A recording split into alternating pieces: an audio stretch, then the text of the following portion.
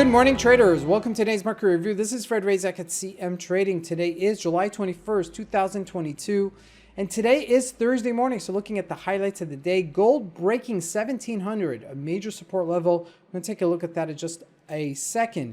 Looking at the major economic events of the day at 2:15 South African time, out of the Eurozone, the European Central Bank will have a main refinancing rate coming out. That's a major number.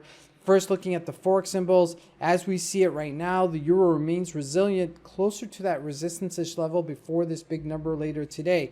Looking at the indices, the Dow Jones and the NASDAQ both extended their rallies yesterday. In terms of commodities, as mentioned, gold breaking that support. What all remained steady at $100 a barrel.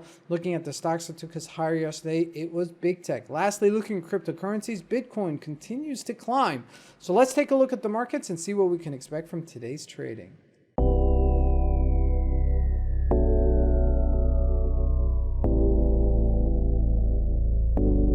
So here we go. We're looking at the Euro USD at a 4-hour chart. There we are at this resistance level, 102.18. That's 200 pips away from where we were trading last week. Okay, so this main refinancing rate is going to add a lot of pressure on this if it does disappoint. So just be aware of it, that we are at the top of the move.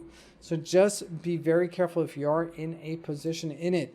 Looking at the GBP, less buoyant, but still holding its own. Lastly, looking at the Aussie USD, that's a daily chart. Let's look at a 4-hour chart. It's at that 200-day moving average, and you could see that it is retracing at this level. That's a major area for it to retrace, so keep that in mind. Now, jumping into commodities, looking at oil, look at gold first. 1700, look at that. We broke it yesterday, 16.99. You could see it quite clearly. Looking at the daily, the next support level is only $10 away, and if we break that, guess what? We could get to the low 1600 area, which is only about $90 away. So keep that in mind. This is really still an important level. I don't say that we've broken the 1680 level, but that's going to be a major level for us to hold. Looking at crude oil, trading at $99, pretty much a par, not really trading much. Jumping into the indices, the Dow Jones, buoyant at 31,775.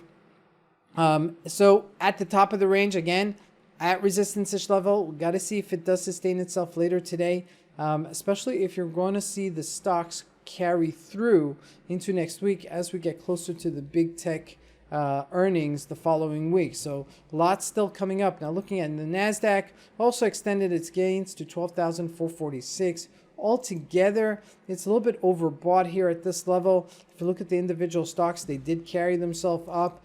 Facebook, the biggest one, from 178 to 183, a big rally there. If you look at Apple, didn't extend its rally as aggressively. If you look at Microsoft, neither.